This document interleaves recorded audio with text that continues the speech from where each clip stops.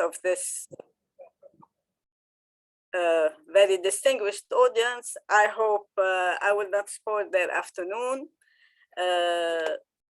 by annoying them with the lectures. So I will start with sharing my screen, okay? Well, this lecture is entitled Phoenician Religion, an Update.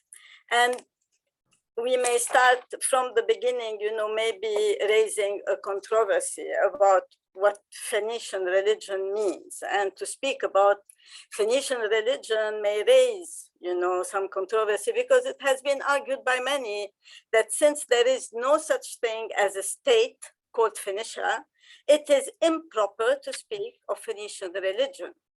Corinne Bonnet, for example, in her latest work on Phoenician religion, questioned the existence of one Phoenician religion, since there was no Phoenician quote-unquote nation and no Phoenician quote-unquote pantheon.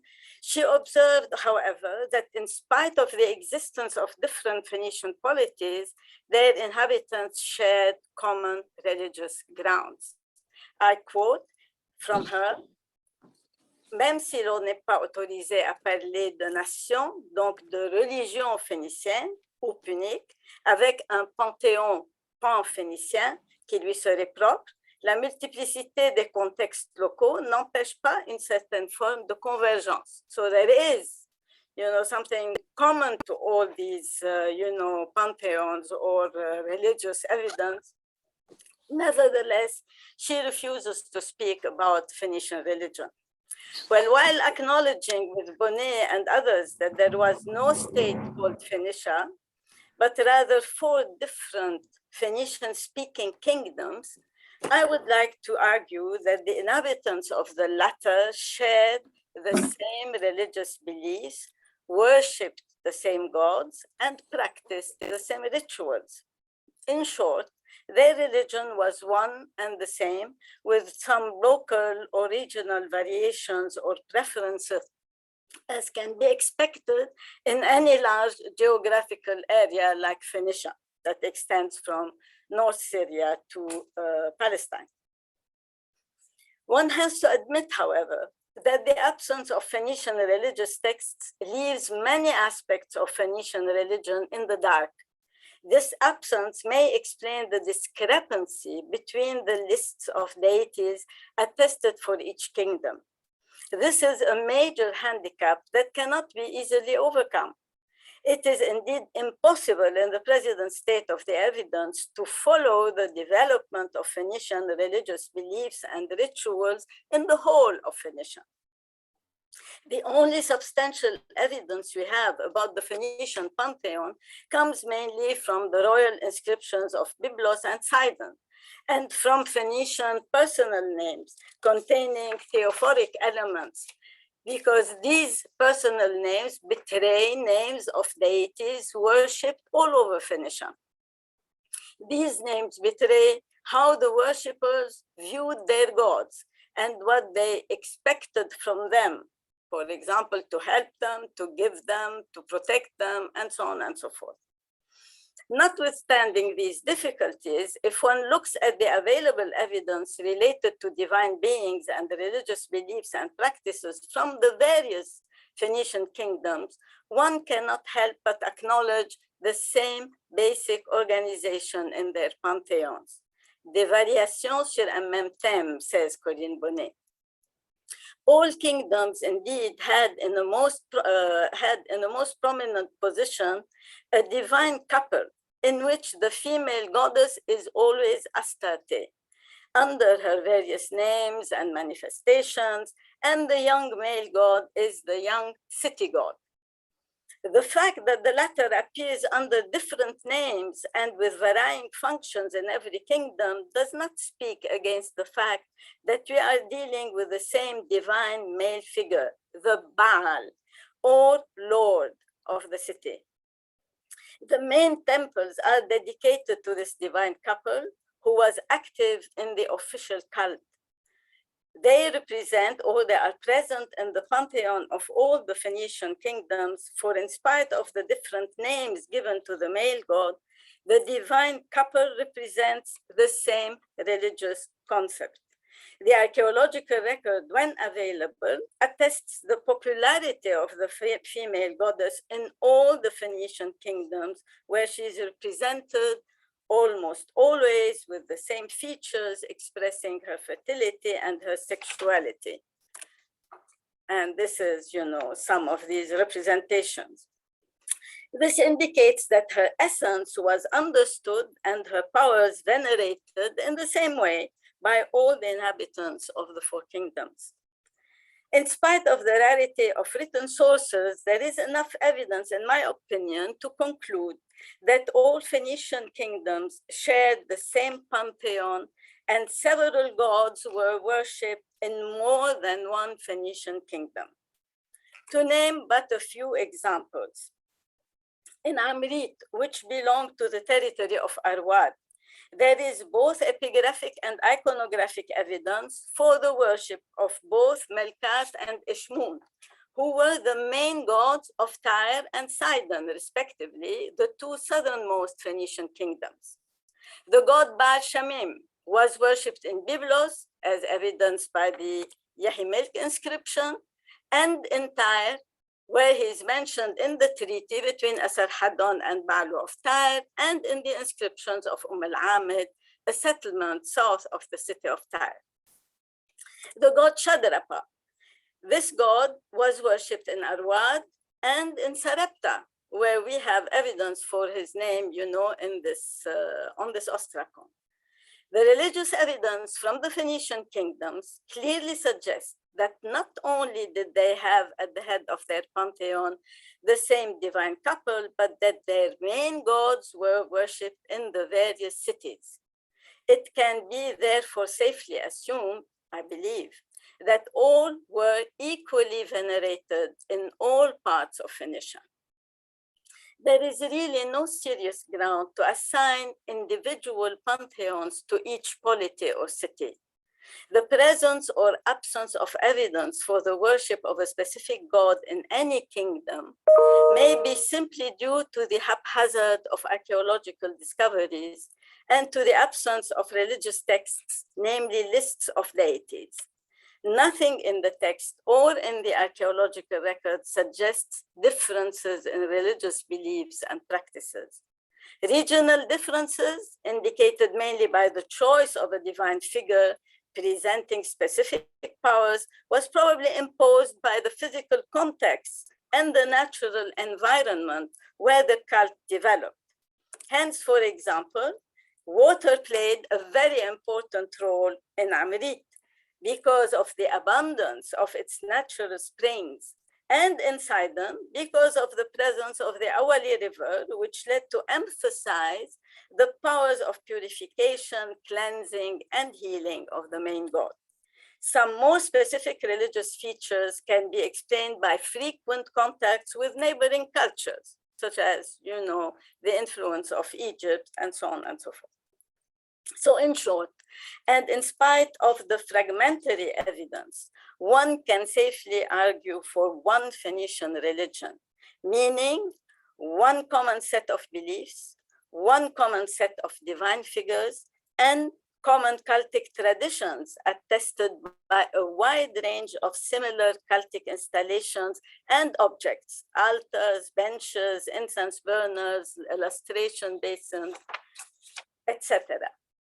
So regional preferences for specific divine figures or regional differences in the cult are common to all religions, even the monotheistic ones.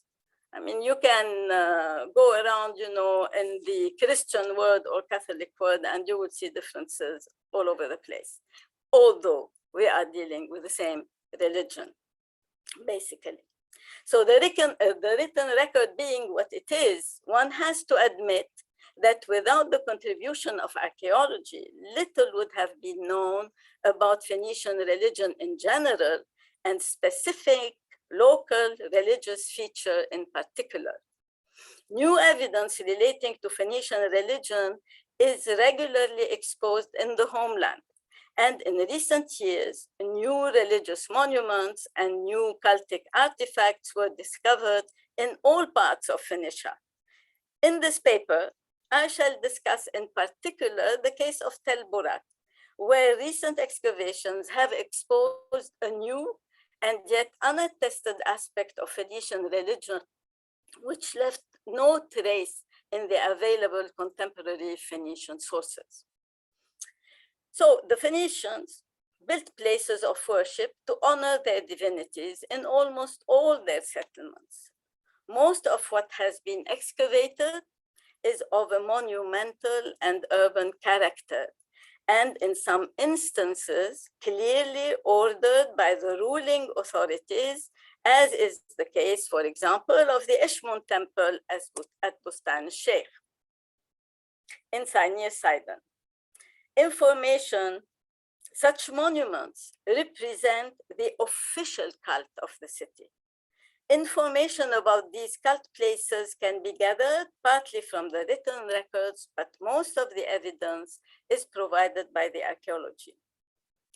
The inscriptions of the Sidonian kings, Eshmunazar II and his successor Bodashtar, both kings of Sidon, inform us about the building of the Ishmun temple, as well as other cult places dedicated to the divinities worshipped in the city, such as the goddess Astarte, in whose cult kings and queens of Sidon served as high priests and priestesses. The inscription of Yehumel, king of Byblos, inform us about his restoration of a temple built for Baalat Gebar, the female goddess, the Astarte of Byblos.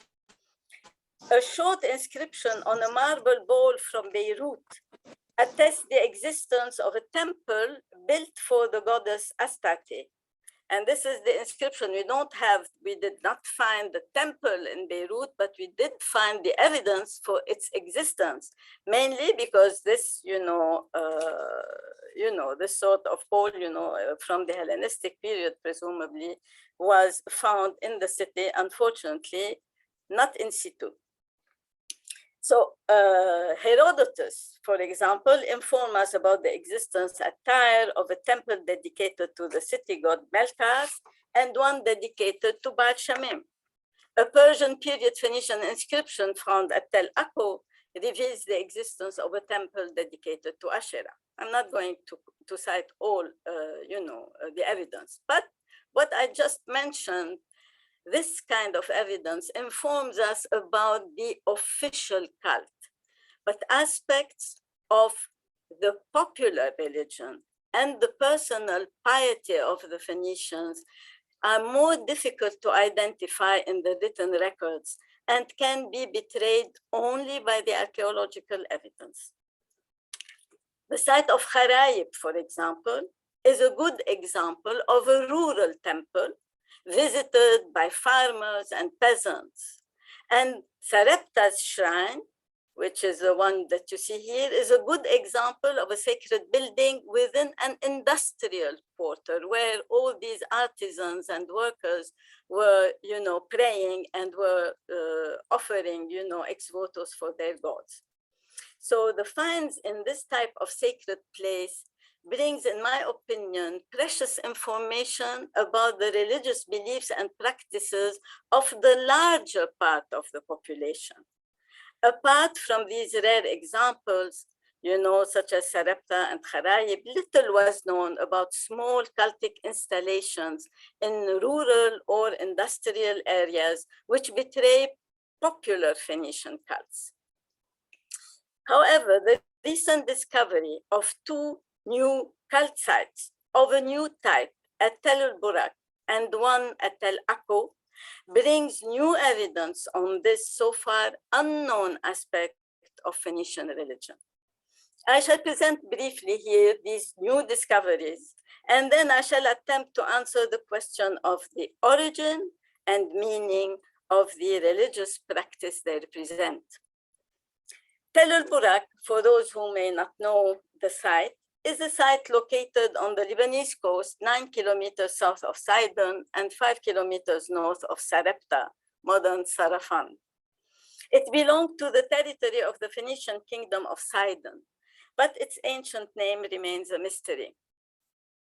A small but important Iron Age settlement was found on its southern slope, and the recent excavations exposed enclosure terracing walls, 4 complete buildings like that you see here, 4 houses, this is how we call them, and installations relating to wine production. Some of them, the most spectacular, wine press excavated so far that you see on the left, and which was dedicated to industrial production of wine, as well as other more modest industrial installation like the little vat that you see to the right. Among the most interesting finds were 2 structures exposed in Area 3, which displayed a clear Cultic character. The first one was discovered in 2014 and further investigated in 2015. And the second was exposed in 2017 and further, investigated in 2018. The former was located very close to the first enclosure or terracing wall, while the second was found west of it, very close to the western edge of the site. The first site, or the first, if you want, Cultic installation, was found close to the massive pier and rubble enclosure wall, or terrace wall, if you wish, that was, and it revealed 2 successive building phases. It was dated to the second half of the 8th century BC and belonged to the earliest occupation of the settlement because it was built directly on the Middle Bronze Age rampart. This installation consists of a large upright standing stele surrounded by a semicircular line of stones. In the older building phase, the curving stone enclosure was situated closer to the stele. Despite its relatively regular shape, no tool marks are visible on the standing stone, which indicates that it has been naturally shaped. The stele was set up against the outer face of a stone wall, as you can see in the slide, close to the corner formed by the latter and a second wall. These walls were probably part of a structure destroyed by later building activities in the area. Standing next to the stele is a rectangular ashlar covered with a whitish plaster that you see clearly next to the stele. The upper part of this stone showed that the plaster had a gray-blue color, which seems to have resulted from a burning activity. This may lead to the suggestion that the stone may have served as a small altar. A fragment of a green glazed faience statuette of Egyptian origin was retrieved right next to the above-mentioned corner of walls.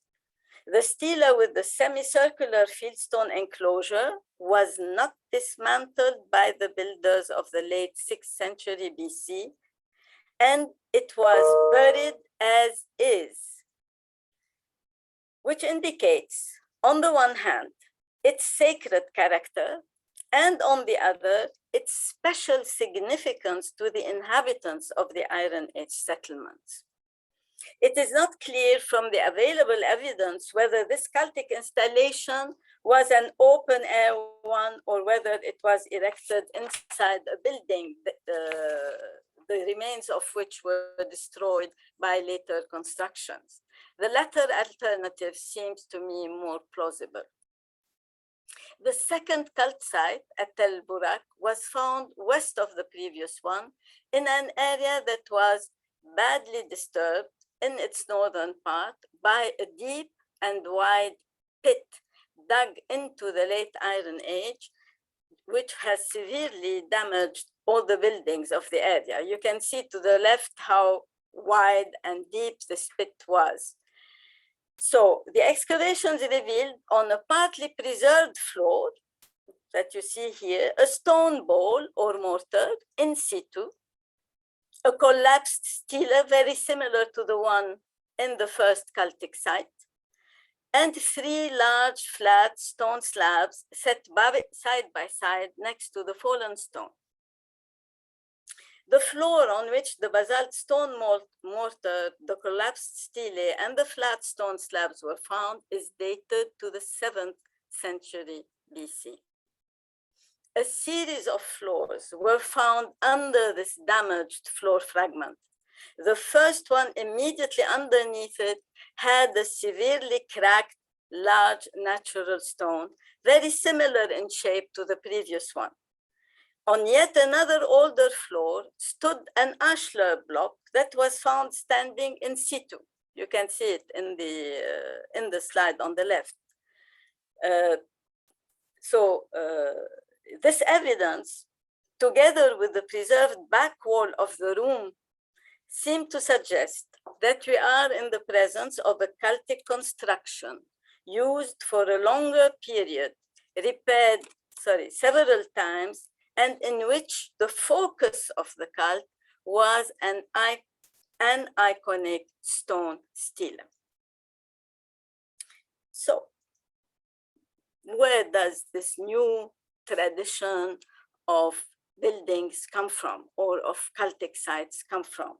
What is their nature and what is their origin? The el-Burak cult sites present so far the oldest and first clear evidence for a standing stone cult in Phoenicia. The whole setup is so far unique and has no direct parallels in any other Phoenician settlement, at least had done, when this was discovered in 2018.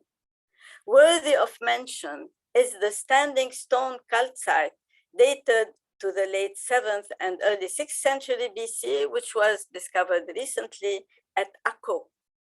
Since no detailed information was available to me, it is difficult for me to draw parallels with the el-Burak sites. I know only of its existence, and I have a small description that I will quote later on from that was kindly shared with me by Anne Kilbrew. Standing stone cults become more common in Phoenicia during the late Iron Age. The same type of cult focused on the presence of a standing stone is attested, for example, in Beirut. Unfortunately, this is the plan of a Persian period house, the largest house of the residential quarter around the harbor in Beirut. But as you can see, this house or unit U16 is not very well, the finds in it are not very well represented, and there is no picture that I can show you of it during the excavation. So the latter, this building, is the largest building exposed in the Persian period residential and merchant area, which was built around the ancient harbor of the city. The sacred character of this building is suggested by the presence of a farisa containing terracotta figurines with extended arms, the famous, figurines representing the female goddess. They found also a pit full of jar fragments and masks, and by the presence of a standing stone in situ, inside, in the main room, if you want, the most central room of the unit, next to 2 lustration basins and the water channel. So finally, one should mention also in this context, the 8th-7th century BC shrine of Sarepta, in which a square hole was found in front of the altar. The excavators suggested that this was the socket where the cultic object stood. According to Pritchard, this depression in the floor was once the place where a stone betel or an incense altar stood. So we are not sure whether this was a standing stone that was placed there, but it is a possibility, that was mentioned by the excavator of the site. To sum up, in all the above mentioned Phoenician cult sites, the focal point of the installation is clearly the stele. There can be no serious doubt that the latter was considered as a sacred feature. Now, some scholars, interpreted the stele as a deity, some other as a medium of power that is operative in the whole sacred area. In any case, whatever, the correct interpretation may be, in any case, the sacred character of the stone is, I think, highly probable. Some scholars disagree, as I said, with the systematic identification of standing stone as deities, but they do not deny their sacred character. The el-Burak, Akko, Beirut, and maybe also Sarepta installations are clear evidence for the existence of an-iconic cults in the Phoenician motherland long before, and they have preceded the appearance of empty sphinx thrones, and now with betils and spherical objects of an iconic nature, which are of very late Iron Age and Hellenistic date, and maybe later. They precede what Kevin Butcher called the betil mania of the Roman period. This type of standing stone cult continued to be practiced in Phoenicia, in the Persian and later Hellenistic periods, as attested by several monuments, such as the Burj Shemali, funerary stela that you can see to the right, unfortunately a little, hidden, and, the so-called Astarte thrones, on which betils are represented, like the one you see to the left here. This betil mania was revived in the later Roman period at Byblos, Sidon, and Tyre. For example, a bronze coin of Byblos dated to the reign of Macrinus represents a conical betil, very similar to our stela, if you want, inside the courtyard of a temple. This is a very famous coin from Byblos. Coins of Sidon represent ovoid or round stones in a cart referred to as Astarte's chariot. And finally, the Tyrian coins, on some Tyrian coins, the Ambrosian rocks are represented as standing conical betils, sometimes separated by an olive tree and sometimes held by Hercules Melkart on the palm of his hand. While Kevin Butcher seems to be inclined to interpret this late revival of standing stone cult as being Western in origin, I think that his assumption may be questioned in the light of the new evidence. Standing stone worship in Phoenicia was deeply rooted in the religious practice of the local population. Whether it was revived by the Greek tradition relating to Apollo's omphalos at Delphi, or by a local popular religious movement reviving an old local Semitic cult, will remain open to discussion for the time being. This new discovery in Phoenicia raises the issue of the origin, nature, and transmission of this cult, or type of cultic installations, which does not seem to be native to Phoenicia, as suggested by the present state of the evidence. Indeed, Iron Age installations with similar an-iconic natural stelae, which can be compared to the el-Burak examples, are attested widely in the southern Levant during the Iron Age, long before they appeared in Phoenicia. In most sites where installations with standing stones were exposed in the southern Levant, the latter were often found either inside or in front of one of the city gates. All these South Levantine Cultic installations were dated to the early Iron Age in a period ranging between the 11th and the 9th, 8th century BC, with an extended use sometimes into the 7th century BC. The el-Burak installations, which are so far the oldest to be found in Phoenicia, are dated to the second half of the 8th and early 7th century BC, while all the other attested examples are later. They are hence more recent than the South Levantine examples, and they appear at a time when this type of cultic installation is disappearing or has already disappeared in the southern Levant. However, in spite of the fact that the use of standing stones as a religious symbol is common to both Phoenician and South Levantine sites, the similarity seems restricted to the presence of aniconic stelae as cult objects, while the archaeological context in which these cultic features were found appears to be different.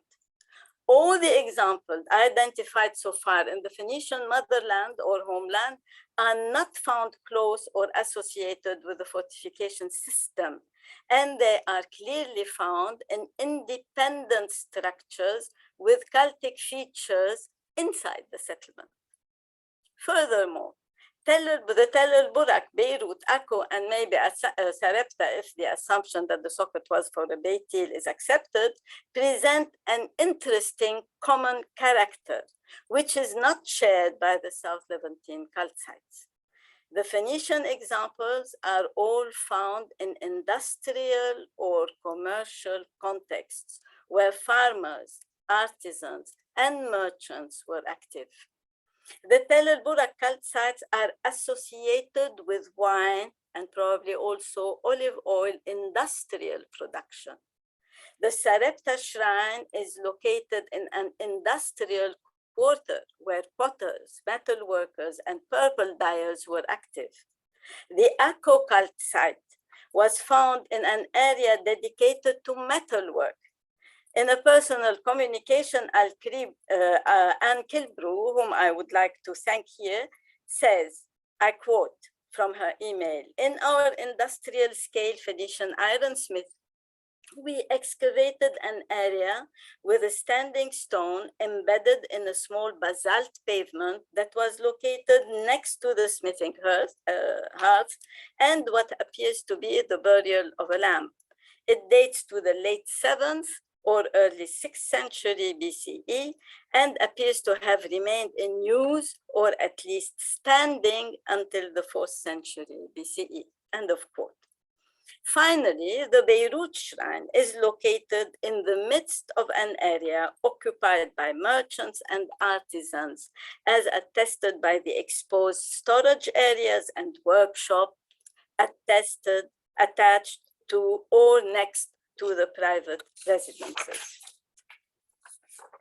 To sum up, the above evidence in its present state seems to suggest that this type of cult may have been borrowed or developed under the influence of Southern Levantine religious practices.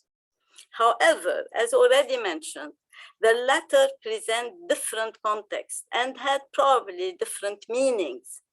One example presents the same context as the el-Burak and other Phoenician standing stone sites. These are the cult sites exposed at Abil al-Amah, identified with biblical Abel Bet Maka, a site, that is, very close to the South Lebanese borders and to the South Syrian borders, and that was most probably at the confluence of Aramean, Israelite, and Phoenician culture, as indicated by the biblical text and the recent archaeological evidence uncovered there.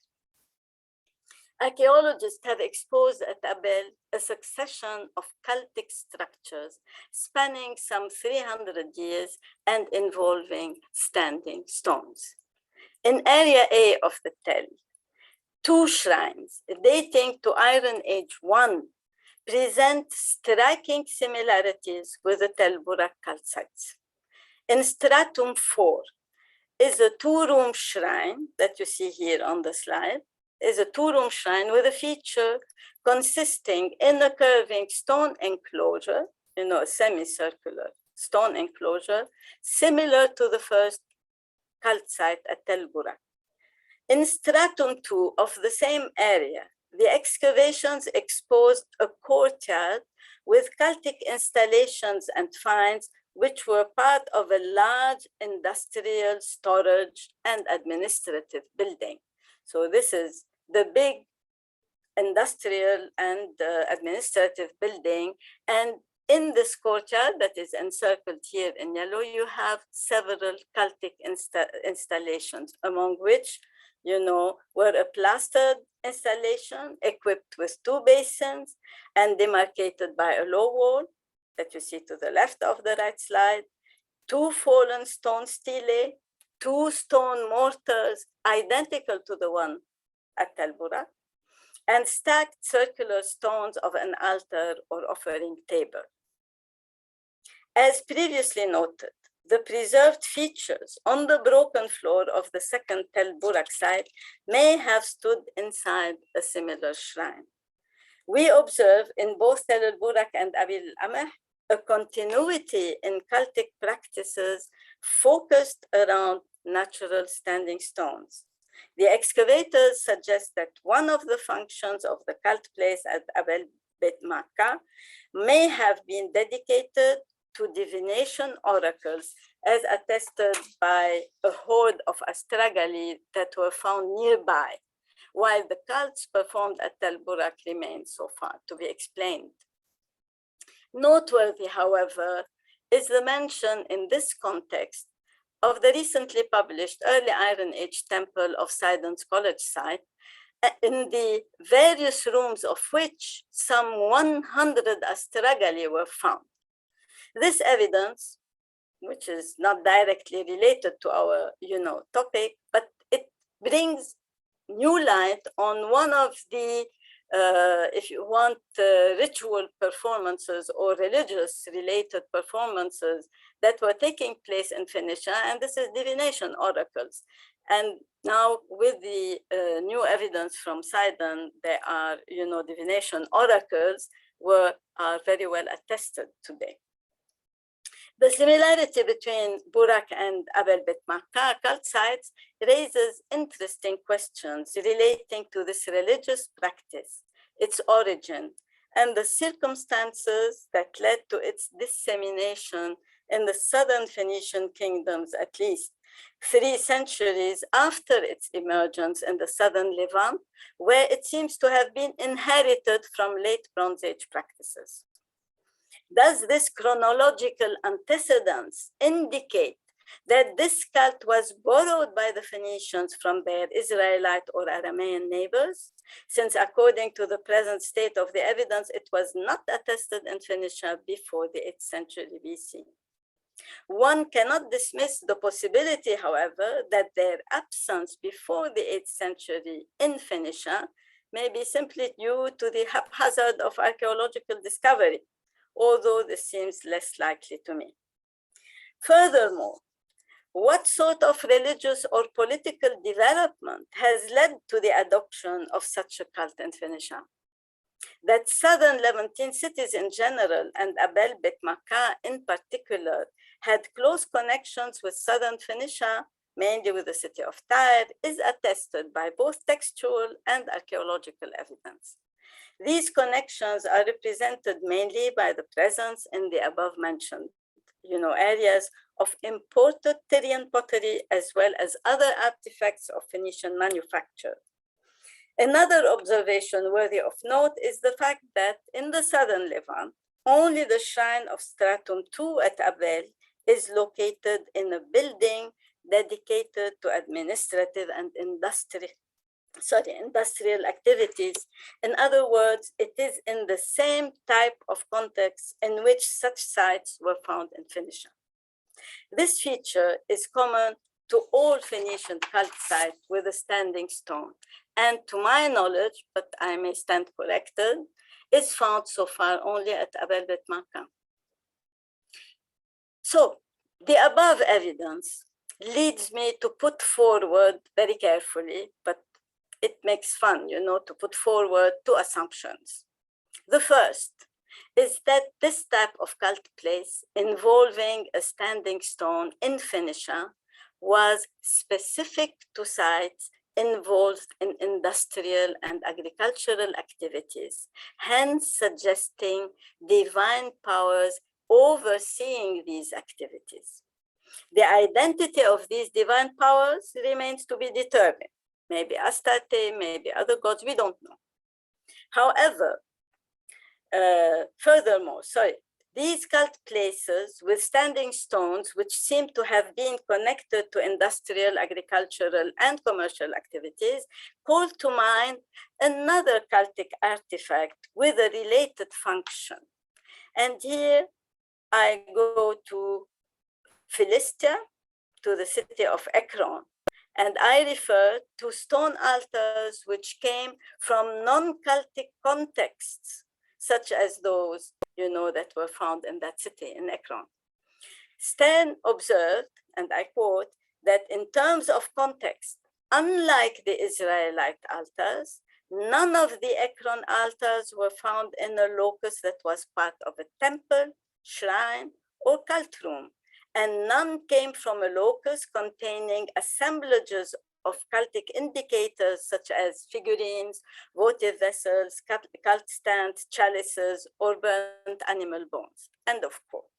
They were found, he says, in almost every house of the 7th century BCE stratum, both in dwellings and in the industrial quarters. And you know that, Ekron was a great producer of olive oil. Their presence in the industrial quarters of Ekron, where olive oil was produced, has led Gittin to assume, I quote, a special role for incense altars in connection with the olive oil industry,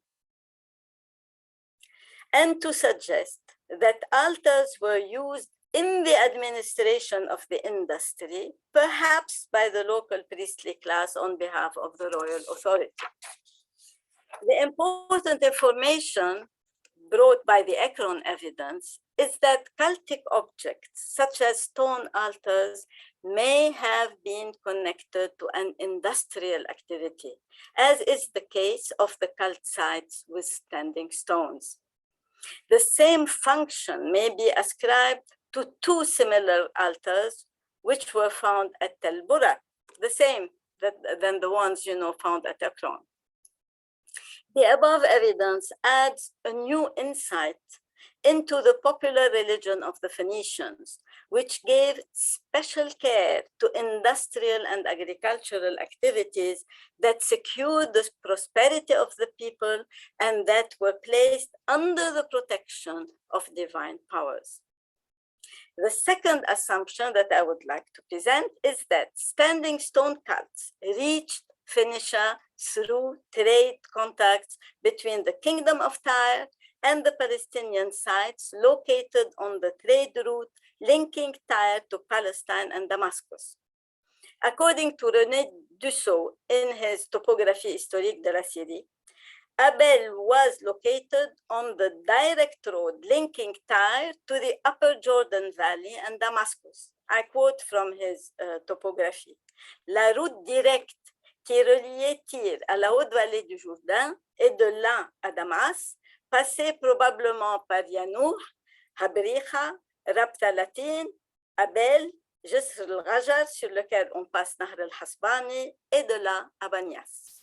End of quote. So the area of contact may be sought in the settlements crossed by this trade route and would explain also the similarity between the cult sites of el-Burak and those of Abel Beit Makkah. The abundance of Tyrian artifacts in the latter site confirms the close relation with the Phoenician cities. Of course, these are tentative ideas. More research and more archaeological evidence are needed to clear the issue of the transmission of this cultic tradition and the transformations it underwent, moving from an Israelite to an Aramaean and finally to a Phoenician milieu or environment. Apart from these cultic installations, el-Burak contributed some items which seem to represent personal piety and popular superstitions, such as the worship of some Egyptian gods and the use of various amulets, different types of amulets. It has been widely acknowledged that Egyptian religion had a very strong influence on the beliefs and popular religion of the Phoenicians in general, and the Southern Phoenicians in particular. One amulet representing the Egyptian god Anubis to the right and two faience amulets representing the god Bes were found at el-Burak, as well as the above mentioned female faience statuette, which is also obviously of Egyptian manufacture.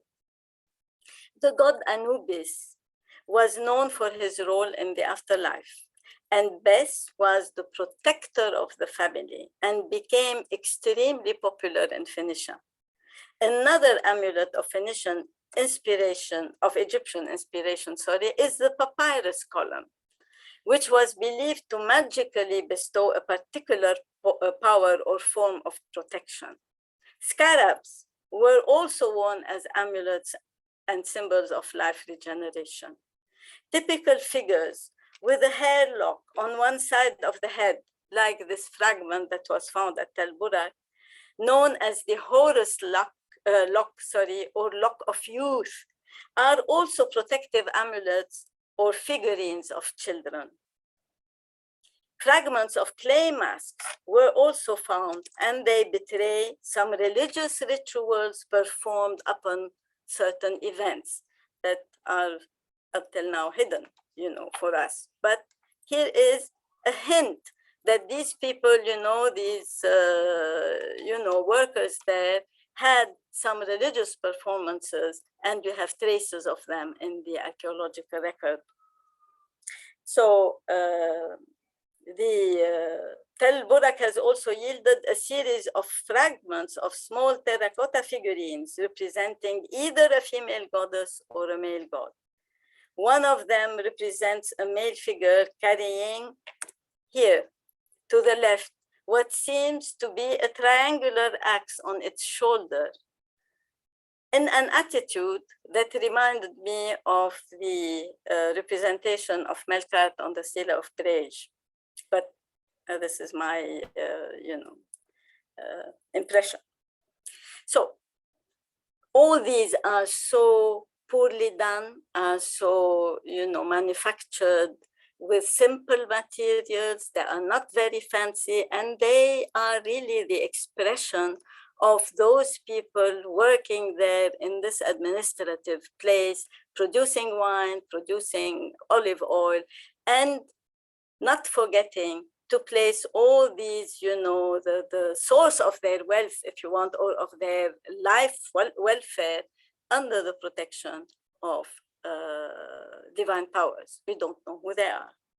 So to conclude, the evidence from el-Burak throws new light on the popular religion, personal piety, superstitions of the people of Phoenicia. It allows us a glimpse of the fears that these people had and how they thought of protecting their own life, as well as that of their families and children. It unveils a practice to place their main economic activities under divine protection to secure its prosperity. Such bits and pieces of information are revealing, and they add to our understanding of the religious behavior of the people. And thank you for listening, and I'm done.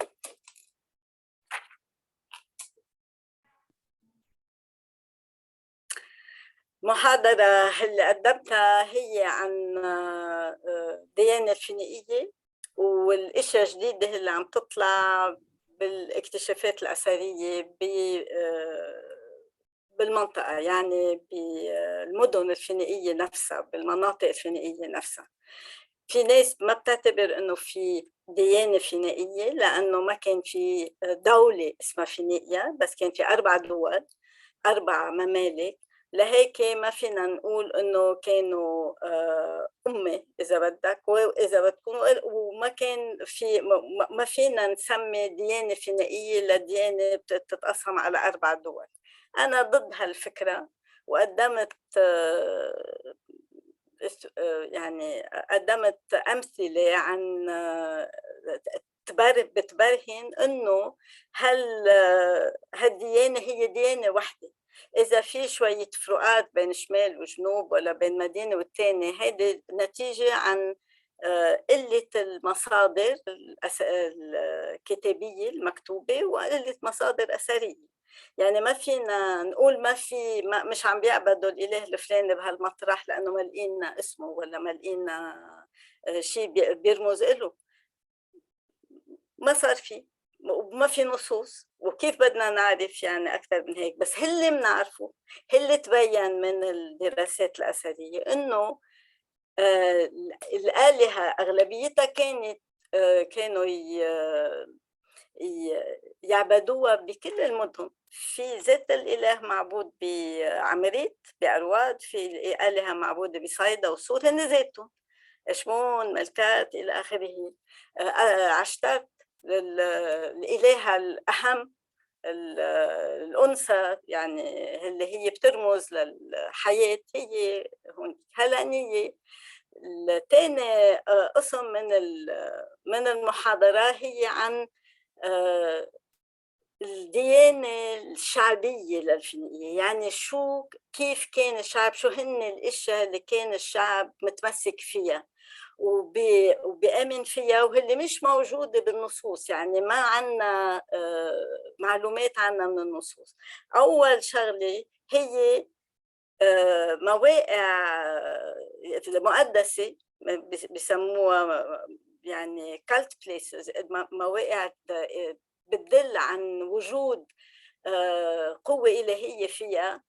وهالقوة الإلهية رمزها هي حجرة كبيرة مش مشغولة، طبيعية، وموجودة موجودة بتل-بورك مثلا. أول مرة بنكتشفها بفينيقيا اللي بسموها بالمدن الفينيقية، كانت الاكتشاف بتل-بورك. هلا هي معروفة هالنوع من العبادة، مش عبادة، هو بس اعتبار حجر طبيعي كهو حائز على قوة إلهية.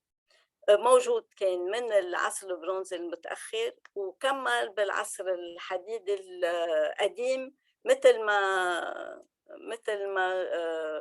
بنعرف من مدن بفلسطين ترجع للقرن ال11 وإلى آخره. هلأ النقطة إنه بفينيقيا ما بيبين هالطريقة العبادة ولا هالنوع من إذا بدك المعابد، إذا بدك، ما بتبين معنا إلا بأواخر القرن الثامن. لمن بنعرف إنه بفلسطين موجودة من القرن ال11 والعاشر والتاسع، وبتنتهي بأواخر القرن الثامن لمن بتبلش تبين بفينيقيا. هون النقطة، إنه منين اجت هالتقليد، هالنوع من العبادة اللي بتتمثل بوجود حجر فيه قوة إلهية، قدرة إلهية. والأهم إنه بفينيقيا كل هالمواقع اللي فيها هالنوع من العبادة هي مواقع فيها صناعة، فيها زراعة، يعني فيها شعب اللي بيشتغل كل يوم بأمور تقنية. لهيك الفكرة هي إنه بلكي هالنوع من التقليد الديني هو بيتمثل بس بمناطق شعبية ما بيسكنها وما بيشتغل فيها إلا العمال. هيدي يعني نظرة إنه هالنوع من المواقع مش عم تنوجد إلا بمناطق فيها عمال عم تشتغل بالمعادن، عم تشتغل شو اسمه بالزراعة وصناعة النبيذ والزيت الزيتون وإلى آخره. يعني كأنه هون تعرفنا على نوع من الديانة الشعبية اللي الشعب بيمارسها، بس مش موجودة بالمدن الكبيرة مش مبنية من الملك اللي بنى معبد إشمون ولا معبد صيدا وإلى آخره. يعني المقصد من المحاضرة إنه قدمنا معلومات بتدل على عوايد ولا طقوس الشعب بيعملها، يعني اللي بيقولوا لها popular، يعني الشعب اللي بيقدمها، مش الديانة رسمية إذا بدك. يعني إذا بدكم خدوا مثل الكنيسة الكاثوليكية، في إلها طقوس رسمية، وفي كيف الناس مين بحبوا مرليس ولا مر نهرة ولا العذراء، هيدي الطقوس الشعبية. يعني الناس عندها ميول وطرق تعبير دينية مختلفة عن الديانة الرسمية، وهيدا اللي حبينا نفرجيه بهالمحاضرة. I'm done.